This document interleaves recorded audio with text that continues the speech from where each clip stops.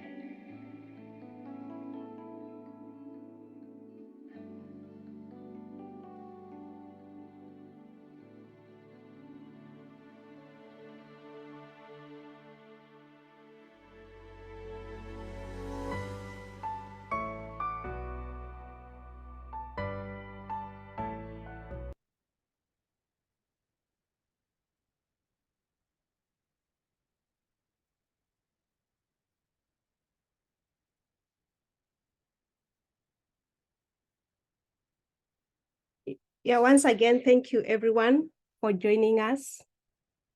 We really appreciate and we look forward to our session. Due to the interest of time, maybe you can just introduce yourself in the chat and then your name and the name of your institution. And then if you can also add the name of your institution next to your name, just a quick, your name and your institution in the chat. And we are going to get started shortly. And then, but first, since it's a Zoom meeting, kindly ensure you are muted throughout the period, unless you have a question. And then if you have a question or a comment as our presenters are presenting, we kindly request you to just put it in the chat. Our team will monitor that. And so without further ado, I'm going to welcome Eliud Cheno. I hope I got the name right. And then as we continue to introduce ourselves so he can give some welcome remarks. Thank you so much, everybody. And we appreciate your presence. Eliud, if you are here. All right. Yes, Pauline, let me know if you can hear me. Yes. All right, Pauline. I didn't get a chance to look at the people in the room, but I'm assuming everybody here is from number of our partners, correct? Yes, most of them, okay. yes. Okay, all right, okay. All right then. Give me 1 second. I think, all right, then good morning, everyone. Good afternoon, wherever you are dialing in from. I trust you're all well. My name is Eliud Chemweno from Mastercard Foundation eLearning lead. And but before we dive into today's, my quick opening remarks, I just want to sincerely thank the team with Iveta, with Pauline, with Hong, and everyone else who's actually been able to put this webinar series together, and looking forward to really a really exciting series. Of course, over the next couple of sessions, as you may have seen as what is being displayed on your screen, you will delve into a number of very exciting sessions, and it's an opportunity that for all of us, all the different experts, leaders, to discuss, policies, trends, and methodologies, and all that. So I am super excited about this session. I look forward, and I'm, hopefully going to participate in a lot of this, but looking forward in a very lively and engaging discussions going forward as you share your insights with the different panelists and all that. And therefore, I think, that's all for me, Pauline.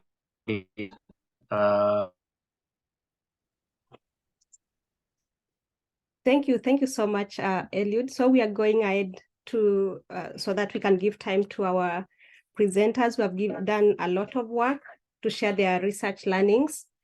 And so we have 4 presenters who will be giving 3 presentations.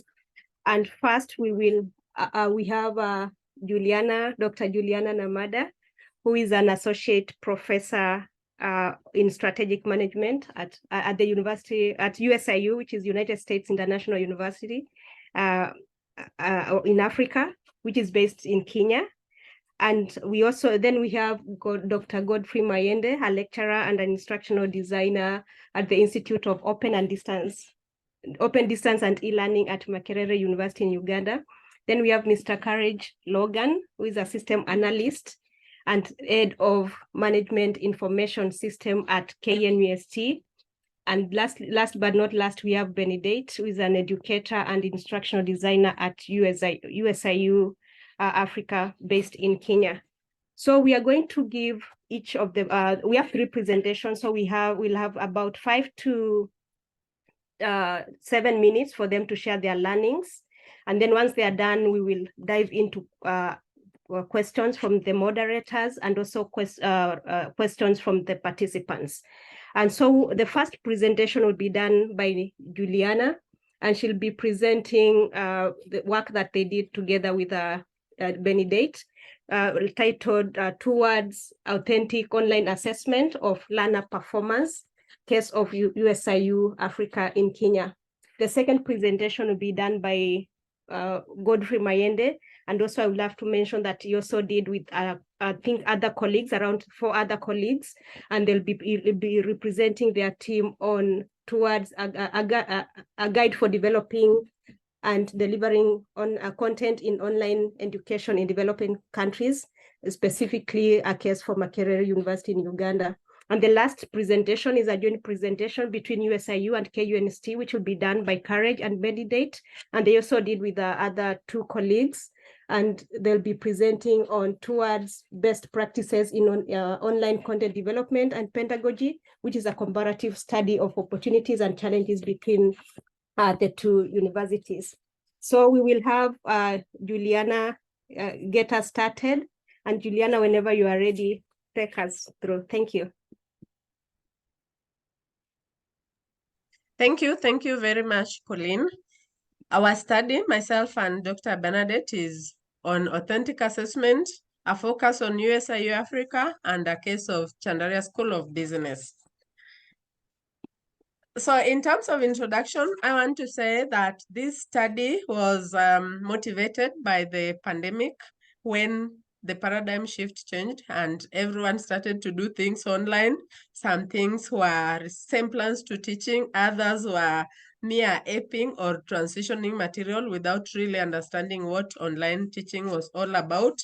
Now, the problem here was that after the teaching had happened, assessment needed to be done. So assessment in terms of assessment on digital tools, formative assessment, summative assessment, and everything was jumbled together. That is the reason why our study became important. We wanted to really establish an authentic way of assessing so that assessment can be done in a structured manner using the right tools and being credible. We had 4 research questions. The first research question focused on the status of online learning. The second one, we wanted to find out which tools were being used. The fourth one was on factors leading to exam credibility. And the last one was an evaluation of formative and summative assessment and the extent to which they contribute to authentic assessment. Our conceptual framework has Yes, this is our conceptual framework that has different segments, all of them turning up to make authentic assessment here, which I will be explaining at length. In terms of theoretical framework, we had 2 theories that informed this study. We had the user acceptance of information technology theory and the social cognitive theory. Both of them contributed towards this study, and we are saying one side of this study has so much to do with technology, while the other one is on cognition. So the 2 theories complemented each other to make a good case of our study. In terms of research design, we used descriptive survey design, and we had several ways of collecting data. We had interviews, we had focus group discussions, and we also have questionnaires. Qualitative data was collected through interviews, focus group discussions, and open-ended questions. Quantitative data was collected using structured questions, and both of them were analyzed to come up with real informative results. In terms of validity, the questionnaires had 81 items in total, and we found that the Crobax alpha was 0.939, which was valid in terms of face validity, in terms of content validity, in terms of, so we found that the study was actually okay in terms of validity and reliability. And the findings of the 4 research questions, the first one was on status. Now, in terms of status, we found out that at that time of the COVID-19 pandemic, assessment was limited, and assessment was done dependent on the instructor, on the students, on the institutions, on support. So it had both formative and summative assessment. Some anti-plagiarism tools were also used, projects and cases. But everything was done depending on how someone is comfortable with anyone. When it comes to tools, we have this table that has a variety of digital tools that were being used. It is quite messy, but you can appreciate that we had about 17 tools, and we had percentages. So top on the line, we had those tools that had up to 82%. We had those ones 64, 55, 61, all the way. But you find that quite a number of tools that are really good for online assessment were not being used, probably due to ignorance, accessibility, information, and all those tools. When it comes to factors affecting online credibility, we had 7 major factors. This is factor analysis, exploratory factor analysis. We discovered that there are 7 major factors affecting exam credibility. The first one was on course delivery, had very many items, as you can see from this slide. Then the second one was on faculty training and institutional support. The third one was on LMS and content. Please move.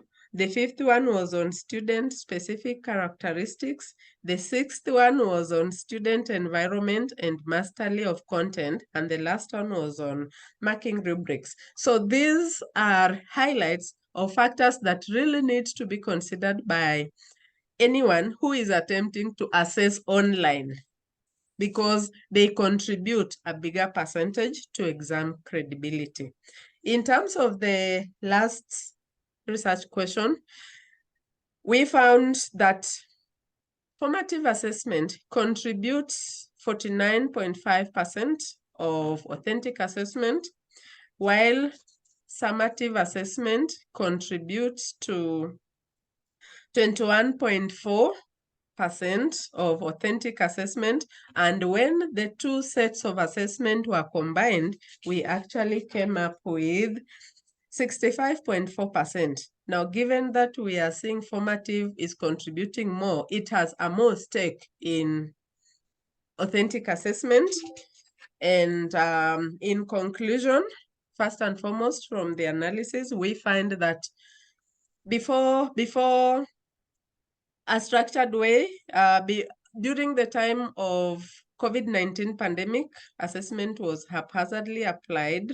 We have 7 key factors impacting on credibility. There are a variety of tools that were being used in to different extent. And then in terms of formative and summative assessment, we have a bigger contribution being formative than summative. So emphasis really needs to be placed on formative assessment. Lastly, in terms of contribution of this study, we are happy to report that the study documented online assessment at the time of COVID-19 pandemic onset.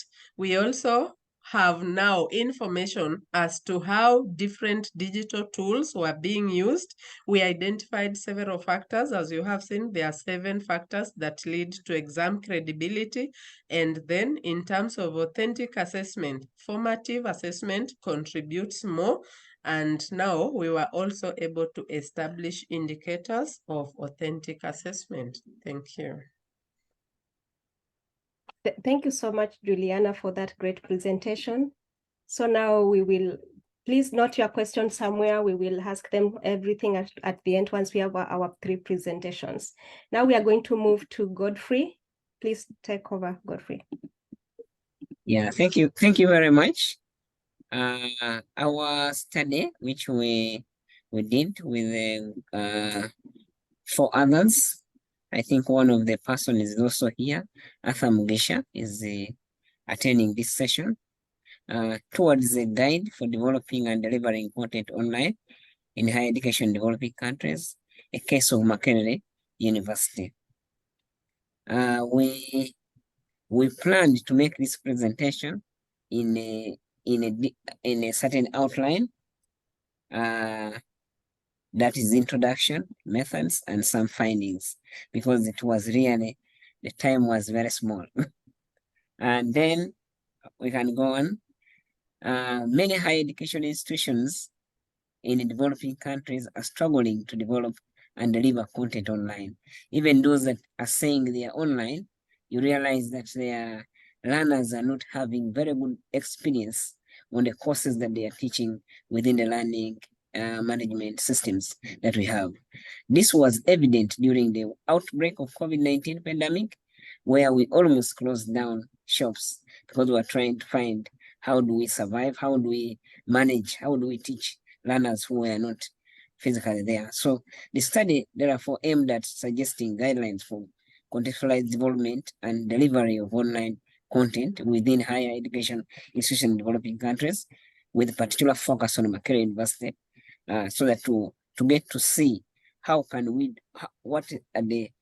which ways can we use to develop a more good courses that can be able to be effective within the learning management system. And this was done using 3 objectives. That is, what are the characteristics, what characterizes a well-developed and delivered online content? And then what are the opportunities and challenges in developing and delivering online content in higher education institutions? And the last one was, what are the guidelines for developing and delivering online content within higher educational institutions in developing countries? In order to be able to answer these objectives, we used what we call the exploratory survey design, and the design science methodology was also applied. And under there, we used mixed methods, where we interviewed some key stakeholders, which I'm going to, the champions. We have the MCF e-learning champions across the university, and also had the e-learning coordinators within the university. So we carried out some interviews, we carried out observation, we did some focus group discussions to try to get deeper in understanding what is the best way of developing content or delivering content, so that we can be able to get something. But we also were able to use quantitative approaches, where we had a survey with a questionnaire, which I have not given the discussion details of it, but we had a questionnaire which was carried out, and we had research in the detailed document. We gave all the statistics in that line. And the analysis, for example, for the quantitative part, the analysis was basically, we used basically descriptive statistics. And for the qualitative, we used mainly thematic analysis, so that we were able to pick up themes that were coming up from the conversation that were going on, so that we can be able to guide on the processes that we could be able to use. And okay. Okay, here we have a summary of what we got in the findings. We have categorized them into the three objectives: characteristics of well-developed, the opportunities and challenges, and then the guidelines. So that's what we have provided here. And we are saying that a well-developed or delivered course should be interactive, should be student-centered, should be activity-based. And these are things that many of the champions, many of the people who responded within the questionnaires, they believe that this is what should be done for us to have something that is good. And that's what should characterize a good course. What are the opportunities and the challenges that we were able to get? We can see that under the opportunities, we saw flexibility. When you have good courses that are well designed, then it allows for flexibility, it allows for accessibility, because different people, you have taken a lot of time in designing the courses. That means you are putting a lot of attention on many things, and therefore that courses will be easily flexible, because students can be able to access them wherever they are. And the world of today, we are seeing many of the students are getting more interested in accessing the studying while they're working. So that flexibility is very key here, and also the accessibility to allow other people with maybe visual impairment, or with hearing impairment, can be able to have easy access to that. And then under the challenges, we see that there are several challenges which were mentioned in the study, where we have the unstable and costly internet. Many students, many lecturers are grumbling with this, maybe here in the developing countries, and they're saying, okay, we don't have internet, we don't have this kind of stuff. Limited online navigation skills and experience, because now people have no skills in how to navigate within this learning management environment. And this is something that also was keenly mentioned by the respondents, that there is that.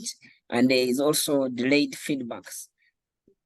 Sometimes we have the online courses and somebody is doing online delivery, but they take long to get feedback. And this is what the learners were also saying. And then learner isolation also came up a little bit, like people feel that they're isolated because there's nothing, it's not very active. They feel they should be just in a classroom. So they saw that as a big challenge. But sometimes maybe that was coming because maybe people have not developed their courses very good, and they are not really well structured and more interactive in nature. The other part is basically on the need, where the key instructional designers, maybe the champions that we talked to, they were saying that we need to pay a lot of attention when we are developing online content on the constructive alignment issues, where we do a lot of mapping of the intended learning outcomes, the topics, the learning activities, the resources, and assessment, so that we ensure that that connection is there, and using some development processes that will be able to reach us to having a more intentional to issues of interactivity or student-centeredness, so that students can be able to engage within there. But within the online, of course, teacher presence, many times people are teaching on the learning management system, but they are not, sometimes they are not giving feedback, they are not being seen.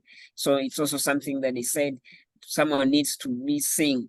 Teacher presence should be very, very seen, and that the learners are there. It may not be like the teacher is there physically, but also the teacher can be seen in the activities that he provides to ensure that the learners can be able to learn. And the other thing is timely feedback, providing timely feedback. In conclusion, we are saying that a well-developed online content makes online delivery more effective. So when you have your course, many times the experiences we have had in COVID, where people were putting up PowerPoint presentation and there was no semblance of a real online course with engaging activities. So we ended up having a lot of problem in that area. But we are saying if you have a good, well-developed online content, it can also make online delivery more effective and easy in the way of doing that. Though you also need some experience on online facilitation, which you need to do capacity building in that area. I think that's all. Pauline, yeah. Sure, thank you. Thank you. Thank you so much, Godfrey, for great presentation. And we can see questions in the chat. Please continue adding them. We'll have a session for to respond.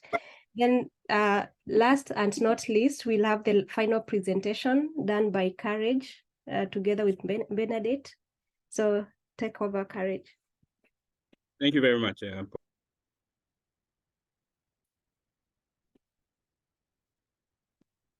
Pauline.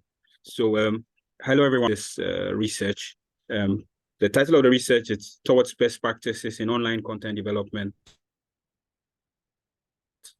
and Pedagogy, a comparative study of opportunities and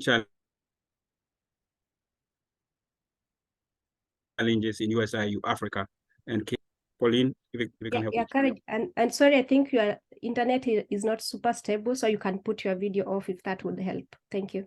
Thank you. Okay, so that's the project team, 2 from USIU and 2 from KNUS. My colleagues Bernadette and Juliana on the webinar. The result of the Mastercard eLearning Initiative project. We were trained as champions, and from there, I think we decided to come together and then look at how the whole online teaching and learning drive in our various institutions is going, and how we could compare notes and see what's the best practices in both institutions are, and if we could learn from each other. Next slide. Next slide. The study sought to explore the status of online education, taking into consideration the 2 institutions that are involved are very far apart. Some of the things that the study came up with included having the institutions having very little experience as far as developing proper online content is concerned. And then the issue of internet access at both institutions also came up very, very strongly. We as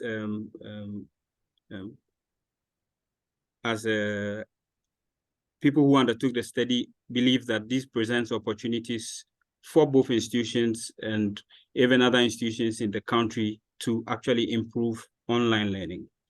We also believe that successful online education will take a collaborative effort, especially between the student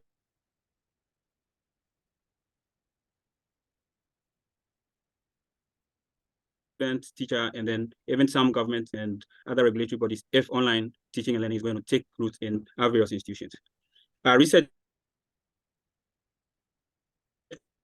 questions focused on what is the current state of the university with a focus on STEM courses. We also wanted to find out what the challenges of developing and delivering online learning in STEM-related courses that USIU and KNUST was going. We also wanted to find out if there were any critical success factors that could actually improve online content development and delivery as far as STEM courses in both institutions were concerned.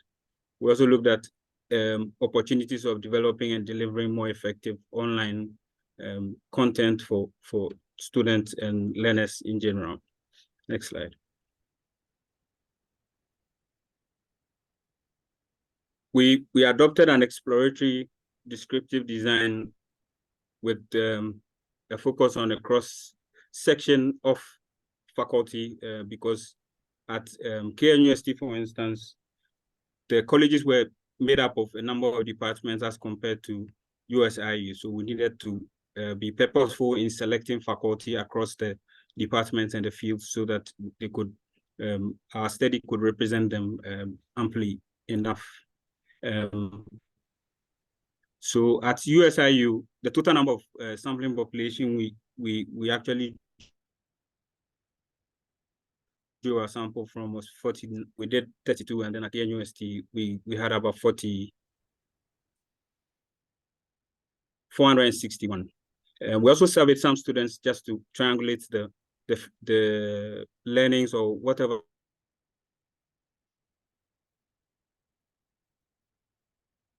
the study was saying about, or the faculty were saying they were doing as a way of validating whatever they said. Next slide. So our findings. For the faculty, we got 97 responses from the participants. We actually distributed over 500 questionnaires, but there was a lot of apathy on the part of the respondents.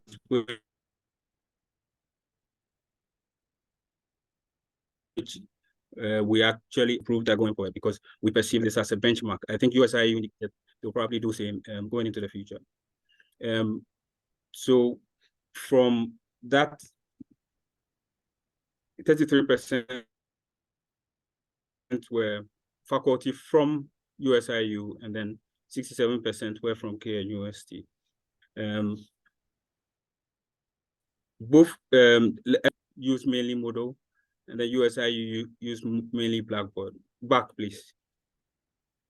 Yes, thank you. Next slide. From the faculty who responded to our survey, we realized that they had more than 6 years of teaching experience. But however, when it came to online teaching and learning, most of them had less than 5 years experience with teaching and learning. This indicated that either most of them jumped on to online teaching and learning as a remote teaching and learning when the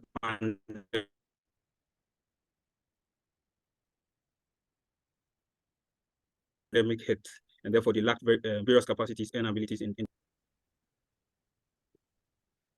Next slide, please.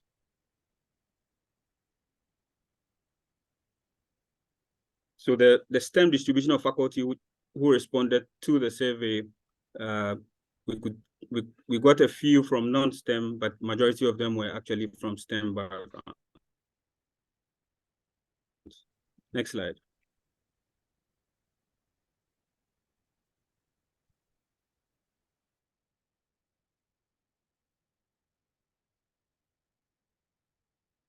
We also surveyed a number of students, both from USIU and KNUST. 695 responded, making it, out of that, 48% were from USIU and then 52% were from KNUST. Almost 53% of them were male, and then 42% were female. Next.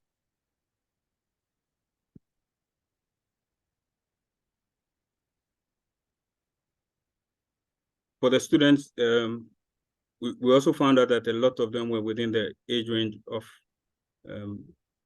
18 to 25 years, and then which meant that they were actually very young and IT savvy and probably possess a bit more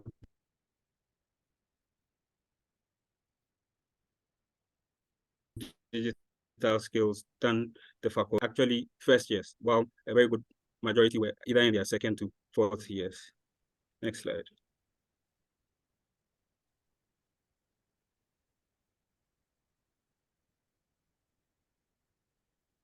So for the faculty, we surveyed their basic e-learning skills, and what came out strongly was the USIU faculties seemed a bit more confident in their abilities to deliver online content compared to KNUST. Bearing in mind that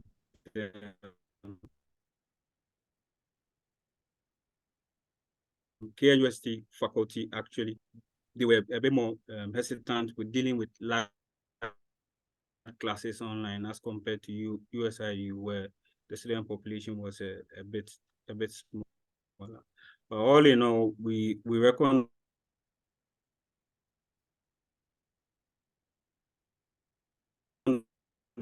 that they all agreed either strongly or in basic e-learning skills that they could use to develop and deliver content online. Next slide.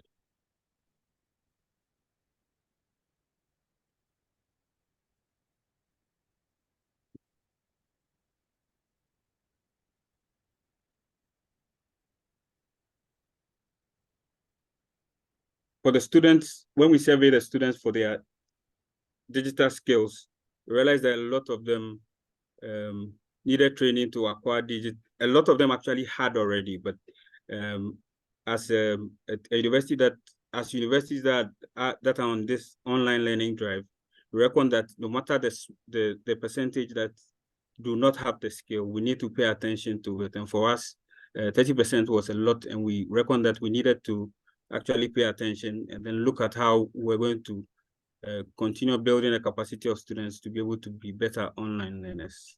Next.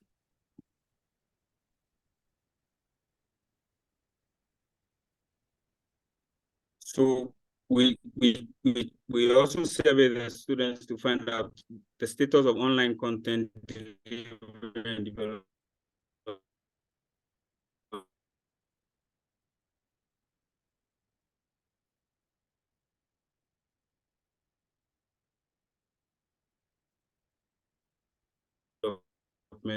Whether in their view has satisfies them or helps them be better learners. And they were online teaching content. They seem pretty with it so far. Next.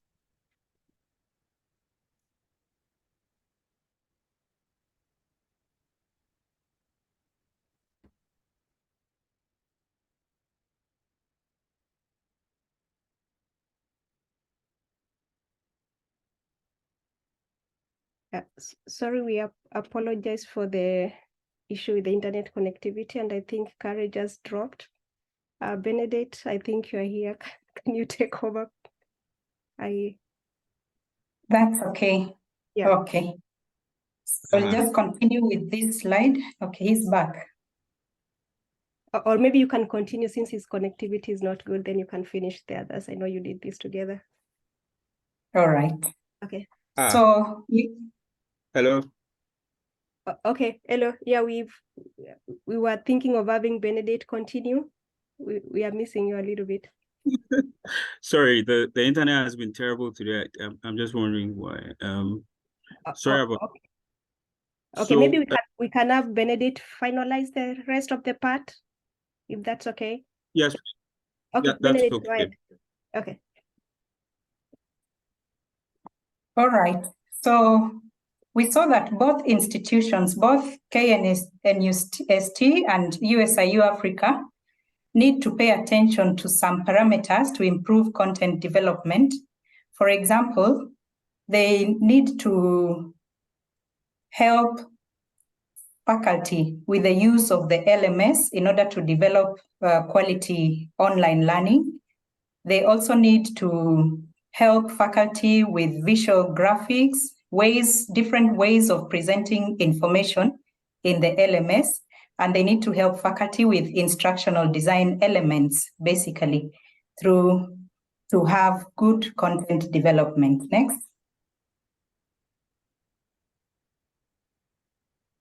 Next slide.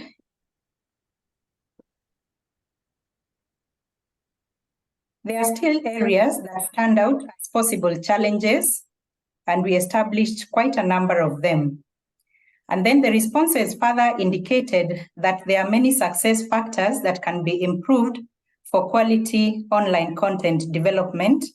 And these success factors included use of student-centered approaches, motivating students to learn online, student mentorship, eloquent, clear communication in online learning platforms, use of relevant examples, proper choice of assessments, and technological skills of both faculty and students. Next slide.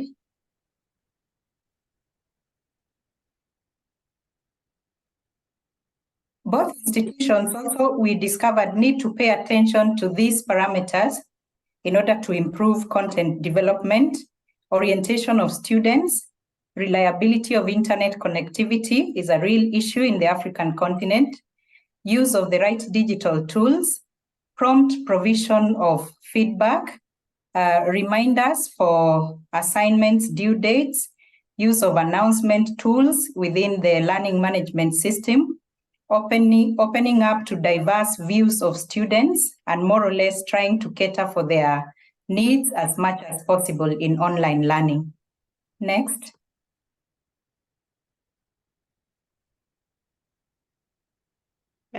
All right. So that's the end of our presentations, and we welcome the questions. Thank you. Yeah, thank you so much, Benedict and Courage and all our presenters, and we sincerely apologize for the internet connectivity. Like they've mentioned in the presentations, is one of the major challenges with online learning.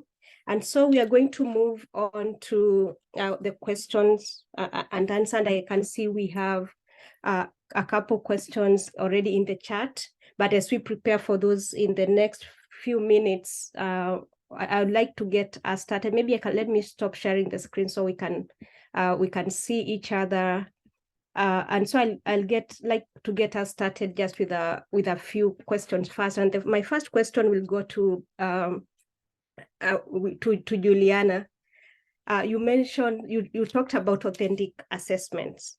What makes an assessment authentic? And that one you can combine with why you feel it is important to focus on formative assessment instead of summative, as we usually see the case.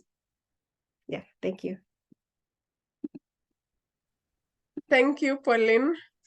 What makes an assessment authentic? Now, from the results we got, the findings from the study, an authentic assessment has several indicators. Now, the framework I showed variety of things that you can consider in ensuring that your assignment or assessment is authentic. One of it is make sure that the activities the students are or the learners are engaging in, one, are collaborative in nature, they enhance interaction, and also their discussions, they are team-based. Big teams, small teams, and then also there is metacognition, meaning the learning happens in a multiplicity of ways. It is multidimensional, and also there is a possibility of application of the learning that has been acquired. So the acquired learning, but for you to assess authentically, you need to put them in a scenario or present a case where they are able to apply that knowledge.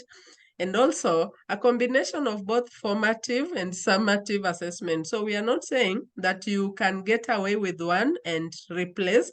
You have both, but the findings of the study clearly indicate that the formative segment contributes more to the authentic assessment. Other than that, the assignments, the assessments, the activities must be diverse for inclusivity so that you are catering for all needs of learners. They must be comprehensive as per the learning outcomes, because designing an assessment is not just designed from nowhere. You have to sit and try to see, are you really testing the learning outcomes that you started with? And then also should focus on higher order thinking. It should move away from recall. So this type of assessment enable students to think beyond the classroom delivery and then use other means of creativity, innovation to provide feedback. And lastly, by its nature, authentic assessment has to be reliably confirmed, and it has to be valid. Now, your other question, Pauline, was why did I say that formative assessment? How did the study prefer more formative assessment? It is because of issues of integrity. Formative assessment is the types of assessment done within. It has activities that enable learners to interact with one another, to discuss, to respond, to analyze, and to show their prowess in having mastered, and then provide that feedback in terms of an assessment that caters wholesomely for the learning outcomes. And so, according to the data that we analyzed, the contribution level of formative assessment was much higher than summative assessment. And so we are saying that in online assessment of performance, instructors should not just focus on the end. That is the traditional way of assessing, but online things are different. So more focus should be done during the content delivery session, which basically focuses on formative assessment. Thank you. Yeah, thank you so much, Juliana. Then I'll just ask the second question, then we'll go to the participants' questions. And this is to the other two teams. On your studies showed there are many opportunities for interactive engagement. So what would you recommend?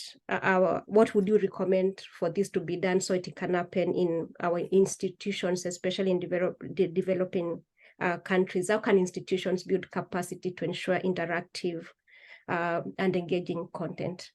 Maybe we can start with Godfrey, and then Benedict and Courage can add any other comments. You are mute. Unmute. Sorry. Thank you very much, Pauline. So what should the institution do? Because in terms of capacity building within the institutional setup, one thing is that we need to make sure that we have support from the top managers. That's one thing that we need to do, and have them understand the importance of content development, how critical it is in the structures of developing more experience for learners to get better experience in that. But also, one other thing that is quite very, very important also is to create champions or early adopters. And from Makerere University, for example, we have colleges, we have schools, we have department level. And if we can build it and encourage and show people, we build capacity from maybe at college, at university level, and then we go into college systems and see build capacity for some of the champions. We pick early adopters, deal with them, and then we go to school level, and then we go department level, and it may be over a big time, over a long time, then that will be fused and people will understand, and they will be developing quite very nice in the courses that they teach. That's what I was thinking, yeah. Thank you so much, Godfrey. Benedict and Courage, in addition. So yeah, I will add on to that about content development and pedagogy. There are some steps that probably need to happen within institutions, of course, informed by high-level decisions in the university. And one of them is to train faculty members in online content development, taking a keen interest on that. And as Godfrey is saying, identifying champions who are going to move this idea from disillusionment to adoption, because it is a curve and it is a normal curve that has to take place. And then in the second place, after training, is to provide opportunities for practice. Because if training is given and then people are not practicing what has been trained, they tend to lose quite a bit of it. So to provide opportunities for practice, and this can be done with support, providing support to faculty members, especially in instructional design, employment of these technology tools, and optimum use of the LMS, general support, so that whatever training has taken place with faculty members is able to carry through and see the light of day. And then the final step could be, to provide training and support to online students to ensure now success. Because if faculty are very well trained, but then their learners have no idea how to go about online learning, then something may go through. Then in terms of capacity building, I would say if institutions have to hire, they have to go for qualified and competent personnel, because this will deliver to the strategies that institutions are making towards online learning. And then they have to develop, institutions have to develop strategies, policies, and standard operating procedures about online learning and capacity building, keeping in mind all the requirements of the accrediting authorities and also standard practices in online education. And then another thing about capacity building is budgeting. Institutions have to budget for online learning, just like they do for all other courses, and understand that probably our classroom is not that physical, but it is expensive. It requires money. And then to start small with capacity building, start small, start with what you have, and take up what you can finance. One step at a time, institutions will move. Thank you so much, Benedict, for that addition. We appreciate it. So now we'll move to questions from the participants due to the interest of time. Yeah, and I can see the first question in the chat. We had a question from Augustine, and I think this question is for Juliana, and maybe Benedict, you can chip in since you are doing the study together. What was the conceptual definition of tools, the tools that you mentioned in your study? Because you mentioned he sees discussion assessment as tools, or did he miss something? Thank you, Pauline, and thank you for the question.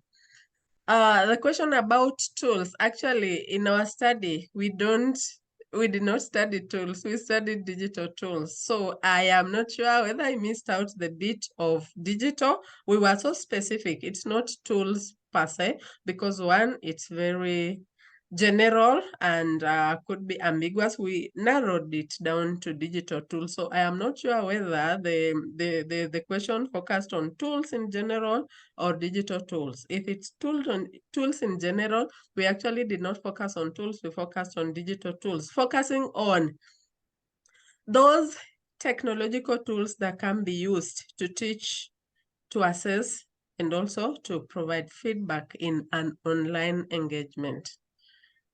Okay, thank you so much. You also have a second question from Leon. And I think you answered this a little bit when you were talking about authentic assessments. What was your recommendation to design a secure and scalable system for online assessments, ensuring integrity, authenticity, and performance under varying user loads? Thank you very much. Thank you very much, Pauline. I looked at that question and smiled, because that was your first question, and it's like everyone is waiting to see about authentic assessment. Now, this is a very good question, because we focused on 4 items. First and foremost, we established the status of online assessment. We then moved to tools that were being used then, and these were digital tools. Then we went to factors affecting exam credibility, and then the extent to which formative and summative assessment contribute to authentic assessment. Now, I want to start by saying that our study focused on USIU Africa, and then specifically the School of Business. Myself and my co-researcher Bernadette, we have just been wondering how we can get more funding, because it would be so interesting to do an analysis of variance in different schools within the university. For example, to establish a set of what is happening in the School of Business, like we did, School of Pharmacy, School of Humanities, so that we have a set, then we can confidently say that we have now established, in terms of the pharmacy school, this is their specifics, because we cannot actually focus on School of Business only and then say that we can use the School of Business to generalize our findings. That is a limitation. We are not yet done. This is the first step of this research, and we are hoping that we can get more funding to now move to other schools and other universities. When that happens, then we can confidently say that we have done a study in universities in Africa or in Kenya, and these are the findings, and then we can isolate analysis of variance to give sets of conclusions for every school, which would be more beneficial than just using the Chandaria School of Business and trying to generalize. Then in terms of authentic assessment, I think the indicators of authentic assessment were already preempted by Pauline's question, and I answered it. Thank you very much. Thank you so much, Benedict. And the next question goes to Godfrey. So the question is, how do you deal with the paradox of accessibility as an opportunity and for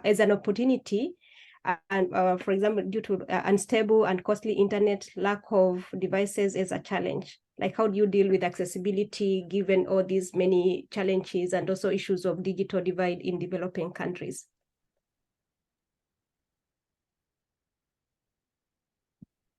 You are still muted. Okay, thank you very much. I think I clicked and clicked again the second time. Yeah, thank you very much. One, I will start by saying that increasingly, learners are becoming lifelong learners. And at universities, we are seeing many of our students wanting to work while they are also.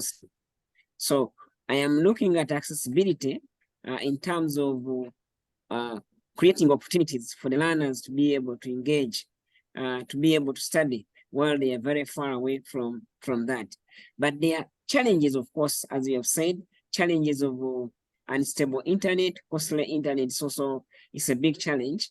But as we are moving within this online environment, for me, I look at how do we contextualize? How do we contextualize what we can do? Because if you contextualize, depending on the kind of technology you're having with these unstable things, you don't want to say, I am going to give students to be online on Zoom for this number of time when you know that they will not be able to be there. But when you are going to do maybe not synchronous communication, synchronous activities or asynchronous activities, maybe that would be very good. So we have to pay attention of the details of understanding how do we contextualize the kind of technologies, which kind of affordances the ones that we have can offer. I would give an example.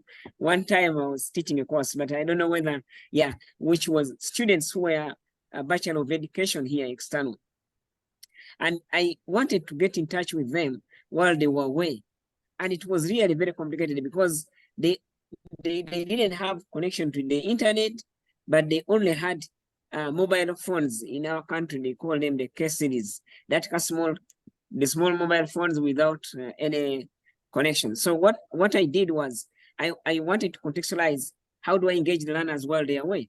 So I gave them the materials and I told them I would be calling at a certain time. That was just sometime before COVID.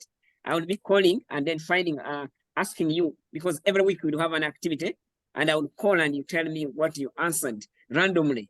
And that helped to get to the students, but I was using very simple contextualized ways of getting to them and engaging them while they were away, while they were external students and they were not on campus at that time. So me, I'm thinking that accessibility, having them study, accessibility being an opportunity, is that we need to find a way of teaching these learners while they are working, while they are away, so that we can continue with the process. Though we have also to accept that there's a problem of connections problems, but we can contextualize and be able to proceed. Over to you. Yeah, thank you so much, Godfrey, and also Arthur added a comment there, was part of the research team. So we have like 3 minutes remaining, and so I'll ask the next 2 questions and I'll comment the other one from her. So the next question is also for Godfrey. It's how did you cope how did you manage to get ready and cope with new teaching challenges related to COVID-19? Did you have an online device already set up? And then the other question will be to presentation 3 to Courage and Benedict. The concern around the return rate of your questionnaire was about 19.4%. What would be the implications to the research findings? What would be the remedy now and in the future? You mentioned empathy. What may have caused empathy? So we'll have those 2 questions. Just brief responses due to interest of time. Thank you. Thank you very much, Pauline. Under COVID, it was really a challenging point, and we did a lot to survive. It was an emergency way of doing things, and therefore we did the emergency processes. We did a lot of training, capacity building of our staff in content development, but we did not go all the way into a lot of details because we wanted to have some emergency materials on the learning management system so the students are able to attend. And I was so happy when I had the presentation from Juliana, Dr. Juliana Namondo, because we have a lot of interesting experiences as well in what we did in terms of assessment. Maybe we could be able to try to do some comparisons in that line of aspect, because it was really very interesting. We were able to go in and do the training, capacity building, and then people were able to develop some materials and were able to teach online. But when it came to doing assessment, it was really it was another story. It's a big story that how it really went on, because teaching was easy, but online assessment was really another different set of things, but at least we were able to go through it. The key thing here is we did capacity building, but we're using Zoom, training people on developing content, but we already have a learning management system which is developed under Moodle, but it was not effective before COVID, but it developed much rapidly after the COVID processes. Yeah. Okay, Juliana or Courage on the question around response rate.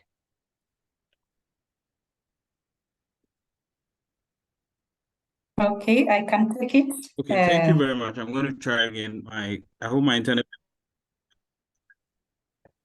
It's still not okay. Maybe we can have Benedict just respond. Benedict, go ahead, just in case my internet is yeah. up with me. Yes. All right. So our research was very interesting. One, because it was comparative, and we are far apart. And then the 2 institutions are very, very different. One is a huge public institution, and the other is a smaller private institution. Our instruments were online, so we collected data online. And then at the point of data collection, we were bedeviled by other challenges. For example, one of the universities was on recess for some reason. And so the response became a bit low. However, if you consider, for example, for students, we collected 496 questionnaires. I think we still did a considerably good job, considering, for example, the student population of KNUST is very, very large. At USIU, the response rates seemed a little better, but our population was low. So I think it was the time at which we collected the data, and also the fact that we were doing it online, and very many questionnaires were started but not completed. So of course, at the end, we take the complete questionnaires that can inform our study. I hope that answers. Thank you. Yeah, thank you so much. I still see we have questions in the chat. But due to the interest of time, I'm going to share a screen here with details from maybe the presenters, and also we would love your feedback on how it went. We are going to put a short survey, a 3-question survey in the chat. So we have the contacts for our presenters, and we really appreciate. You can always reach out, or can also reach out to us. And also to mention these papers, we are publishing as working papers, and Sandra, we can connect. I know we then we can share the papers as they are. You see the framework. Then there was a question around if something around the students' isolation, if that has been studied. So we have other presentation, which these were part of the small research grants, and we will have some of those issues related to students presented in our two-part presentations around student success, inclusivity, and student success in online learning. So so I think that is what we have, but I'm just looking if we can have like a quick question that we can respond to as we move on. I don't know if I've missed any question, but if you are urgently running somewhere, you can run, and then we can have like a final question. For example, I have this question here. We can respond, and please answer, respond to the short survey feedback for the next sessions. But if you are fast and have something pressing, but you can leave. And then we have this question here, so we don't leave it hanging. From Ayebila, I don't know if I've got the name correctly. It is a general question. What would you advise? Should universities develop and maintain their own digital infrastructure in order to maintain full control and alignment with their internal processes, or leverage third-party infrastructure to save costs? So I think this is just a general question. Any of our three teams can respond.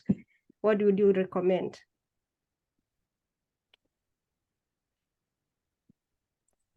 I will go. I think digital or online education comes with a lot of data security issues. And so as much as possible, institutions should be in control of what is happening, especially where you have to host student data, student marks, and such like things. I think it is important that whichever learning management system an institution is using, there has to be a level of control where the institution is totally in control, especially of all the data that goes into learning management systems. I would add something as well. I think in terms of customizing, that's what you're saying, customizing or outsourcing. It's so different, and institutions have different context in terms of the budget, in terms of the tech savviness of the faculty, in terms of the numbers, in terms of the different categories of courses. So I would start by advising institutions first and foremost to do an evaluation of their resources, their backgrounds, their context, and then that can inform the choice. Thank you. Yeah, I can also add something small, just to add on Juliana. I wasn't going to say something, but to just give some contextual experience that we had at Makerere.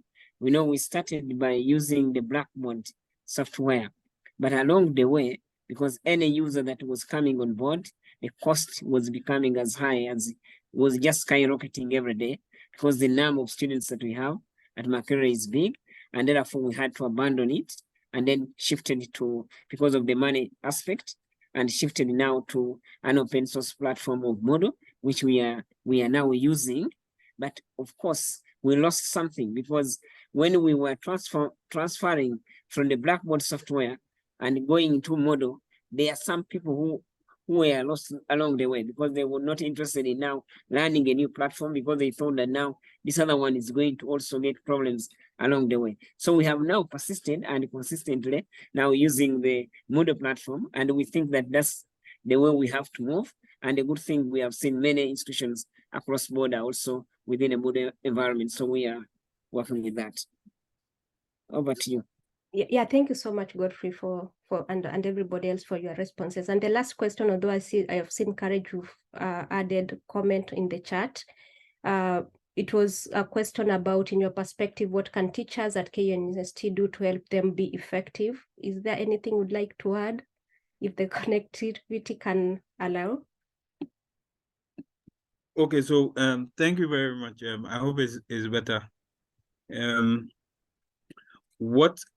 we can actually do, which our study also confirmed, was there needs to be ongoing capacity training for staff, and also there needs to be an intentional recruitment of instructional designers, because it will take a long time for the faculty to actually get the skill and the capacity to do online teaching and learning the way we want them to. So the university is actually considering recruiting very good professional instructional designers who would actually help them get there faster, as examples that would spur them on to actually take up this endeavor of teaching online.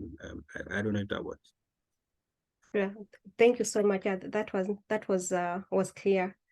And I think, yeah, people have other meetings. I think we don't have other questions unless I missed it. And you can see we'll be getting a link this week so that you can register for the December 5th presentations. It will be on a Tuesday, the same time. And so if there is nothing else, I think that's it. And we really, really appreciate our presenters. Thank you so much for putting all the effort in your research and also sharing the time with us. I know it's late in the evening in East Africa and afternoon in many other places where everyone is joining. So thank you so much. We appreciate. And if there's nothing else, I wish you a great day, a great afternoon, and a great night. Yeah, Pauline, a quick one. Just the feedback. Nice to see you again on December 5th, the same time. Yeah. And as you go, there's a link in the chat. So please take 1 minute to just give us feedback. It's less than a minute survey. Sure. Thank you very much. And looking forward to seeing you on the next one. Yeah, the next sessions. Sure. Thank you. Thank you very much. Thank you. Thank you and bye. Bye. Bye, everyone. We are also here. If anybody has a question on anything, the team, the research team will just be here to give you company, and if anybody has a question as well.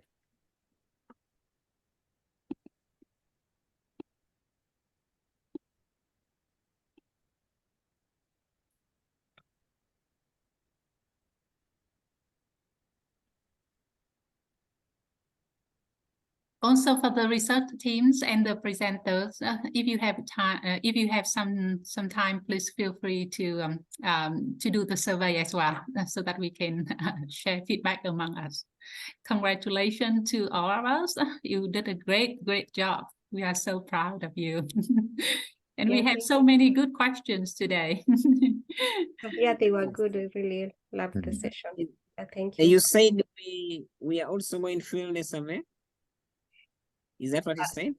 Yeah, please feel free to add your comment. Even though this was for the listeners, but you were the presenter, so if you could also take a look if there's something else. But overall, all of you did so great, Juliana, Godfred, Courage, even though the network was up and down, you all did really wonderfully and engaged the audience, and it was just wonderful. So thank you so much. Thank you so much. Thank you. Yeah, and I believe a lot of people will reach out with the interest, with the questions. So Juliana, don't be shocked if your inbox is flooded, and Godfred, get ready. You may get a lot of emails from there. But yeah, it was very interesting how people were really engaged. So thank you. Excellent work. Thank you. Thank you so much. I'm humbled. Yeah, sure. Thank you. So I don't know if there's anything else. We can just end the call if there's nobody with anything else to add. Okay, thank you so much. My colleagues, see you tomorrow. Okay, all right. Okay. Thank you, everyone. Bye-bye. Bye, everyone. Thank you very much. Bye.